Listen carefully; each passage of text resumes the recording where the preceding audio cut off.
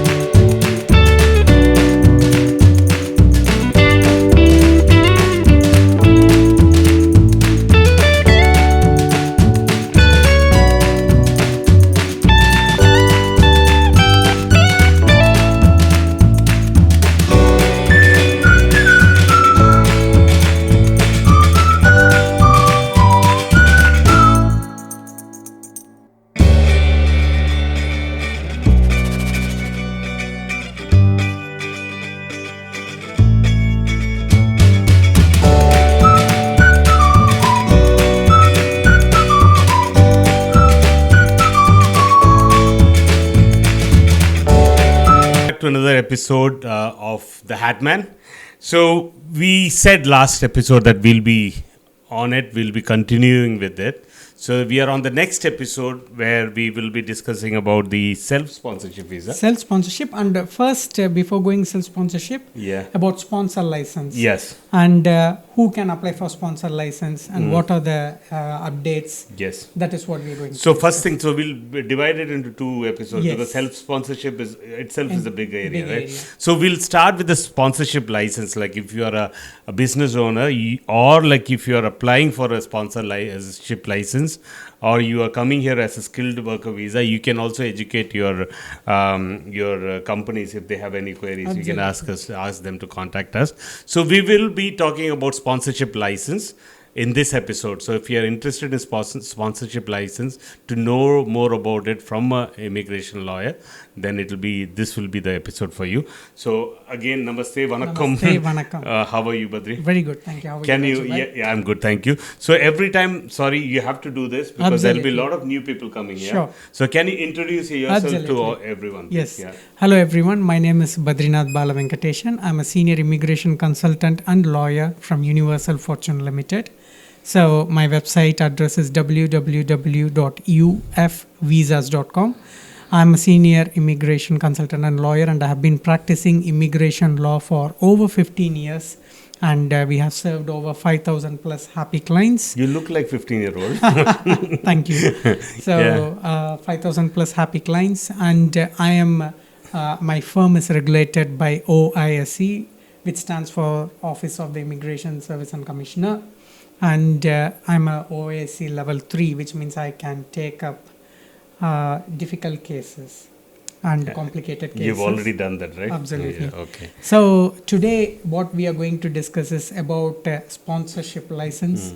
Who can apply for sponsorship license, and what are the requirements to get sponsorship license, and if someone is already having a sponsorship license, what they have to do. Or what they have to follow as rules, and like what are the current changes in the immigration? Yes. Yeah.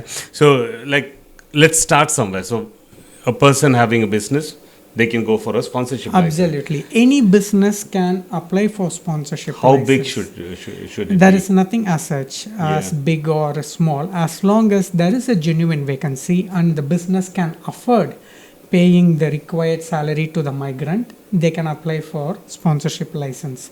So I will tell you few of the cases we have done recently. So we have just last week we have received and we have held license for few of our business clients.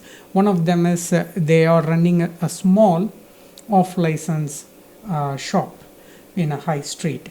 So they want to bring shop supervisors and shopkeeper for their shop from abroad.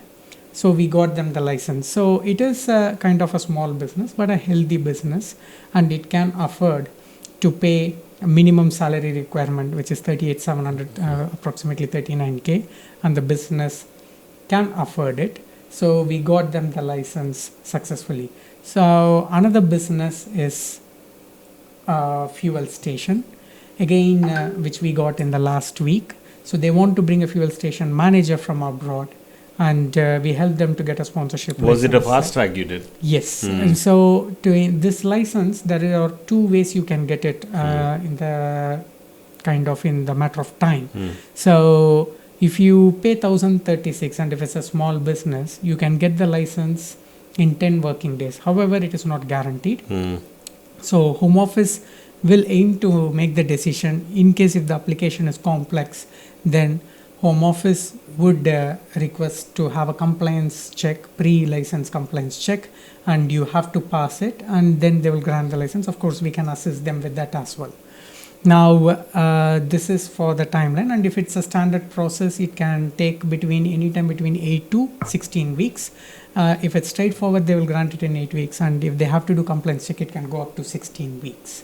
So the another company we helped is IT company, which is, of course, it's not a big deal, because IT companies, that is something always you can get a sponsorship license.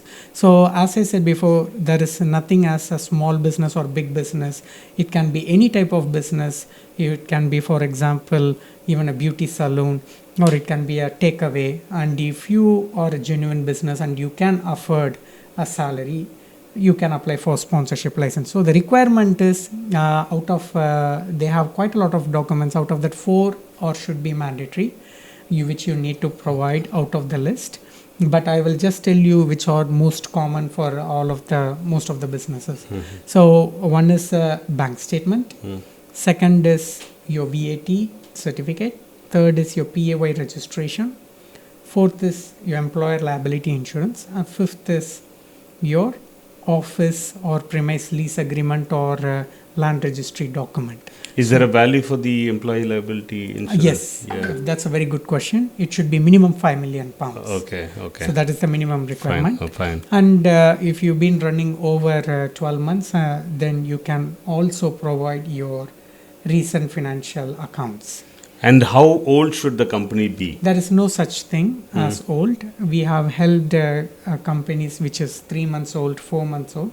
As long as the business is doing well and the business is able to afford the salary, they can apply for the sponsor license. Okay, so at least minimum 3 months should be there? Yes, yes, I would say minimum 3 months. 3 months. It's as a kind of recommendation. Yeah, okay. Okay, so with this document, you make an online application, and you need to give justification why you need license, why can't you fill this vacancy within the UK, and why you need a foreign worker, what recruitment activity you have carried out, your organization structure, which position you want to fill in, what is the SOC code, and about your contact details. All these things you need to provide it.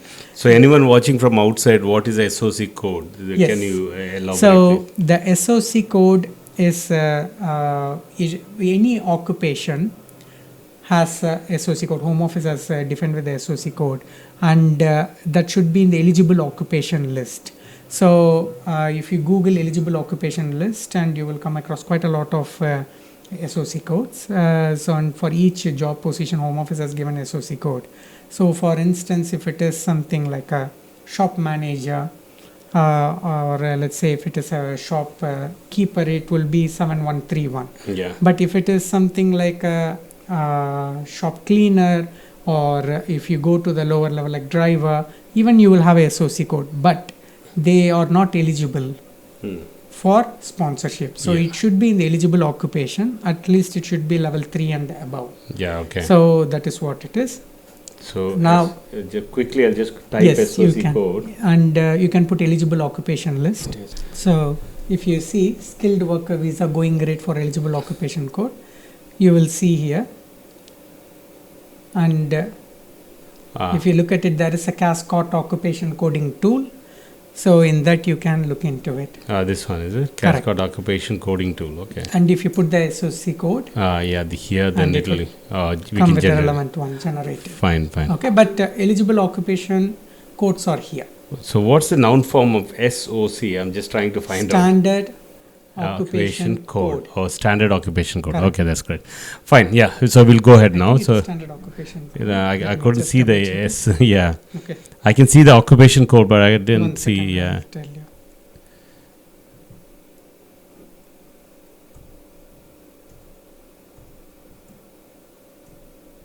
Standard occupational classification. Oh, okay. Sorry, the math. Yeah.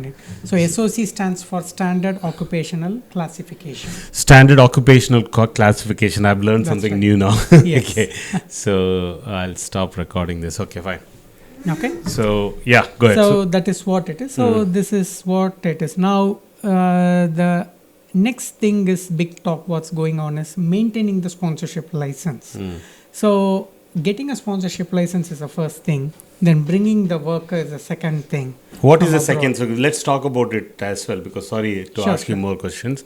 The main thing is like once the sponsorship license is given to a person, to a company, they've got this license to bring people. Correct. It can be one, two, or many. Yes. Yeah.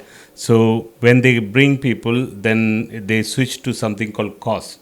Correct. Can They you need to explain? apply for a cost. Yeah. So if it is a in country, it is called as undefined cost. If it is outside the UK, it is called defined cost. That's called DCOS and DCOS, and this is just UDCOS. as you could say UDCOS. Yeah.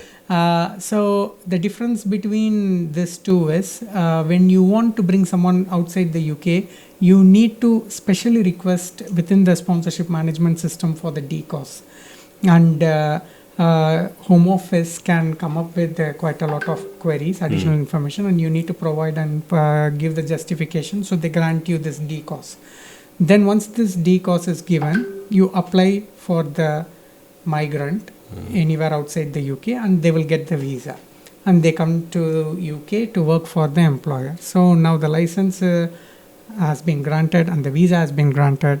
Now the person has to stay in the UK 5 years, either working for himself or any other employer, in order to get settlement. But the most important thing is the companies have to maintain a robust HR system, and they have to comply the sponsorship duties and reporting duties. This is the most important thing, which lot of sponsors are failing to do this. Because of this, they can lose their license. Their license can be suspended, revoked, or even it can get downgraded. So in order to avoid that, so what we recommend our clients is to get a robust HR system, like as you interviewed one of the HR software, which is called ukvikas.com. So you need to have a proper HR software in place, which will cover your record keeping, right to work, every staff's attendance, timesheet, their contact details, everything. I think we should have a detailed episode on this. But yeah, so as you said, they have to maintain certain things. And how does this work? Like, is there an inspection which Yes. happens, or like how So does it? what happens is Home Office recently in the news, Honorable Home Office Minister, they have announced that they are taking steps to cut down the net immigration, and they are taking steps to stop the abuse in the system, where employers are using the skilled worker license abuse and charge money. So they want to stop this. So they started doing more compliance checks ever than before. And they have also mentioned that they have almost given 16 million pounds funding to 15 different partnerships for them to act on this, to stop the abuse. So when you say act on it, this, does it mean more inspections? Correct. More? So Okay. what will happen is, normally Home Office comes for surprise visit, complaints check. They don't inform you. They just turn up in front of your door and they start checking everything. So if the company does not have a proper HR system, and if they are not following the sponsorship duties, they can lose their license, which can result their workers' visa can be curtailed. Okay. So in order to avoid this, they need to follow the sponsorship duty strictly, and they need to have a robust HR system. So in this way, they can prevent losing their license. So once they're in, like if there's an inspection and they find out that they are not at par with So whatever is what required. happens is there are Yeah. three things can happen. One is they can downgrade the license if they find minor issues, and if they find any severe issues, they can suspend and then they can revoke it. So There are normally three things. three things: downgrade, suspend, and revoke. Can you explain each? So downgrade is from A rating to B rating. They can downgrade if they find the minor issues. And what Home Office will do, they will give something like called action plan, and they will say these are the things you need to start doing it, and then they will come and check it again after certain period. So during that time, they are not Yes, allowed to. They are not allowed to recruit any new people. No new cost. No new cost, but they can have their own existing employees and they can run their business successfully. Okay. But this is the first thing. But if they find something else and they are not happy, so before revoking the license, they suspend it and then they give you 20 days to respond with all the allegations they have come up with, and you have to reply to them To defend themselves. and they find it credible, then they will reinstate. But if they find anything worse, they can revoke it, or without giving suspension also, that is the worst thing, they can revoke it directly. So as immigration consultancy and law firm, what we do is we help companies to get the license, bring the workers, and we also help them to maintain the sponsorship license by giving advice on the sponsorship duties and the reporting duties. Okay. So in the other interview in Tamil, you were talking about the time period after a license is revoked is now going to change. Yes, that's a good point. It used to be 12 months and they said they are going to increase to 24 months.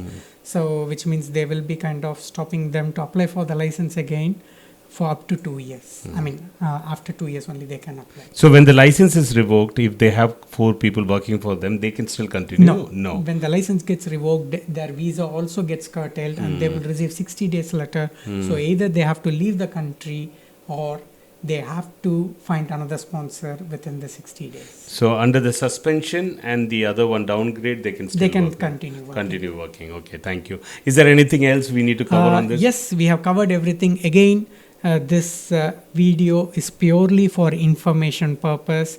Though I'm an immigration consultant lawyer, should not be taken as an immigration advice. For each and every case we have to see on individual basis. So this is purely for information purpose. So guys, if you really want to know more about it, you can contact us.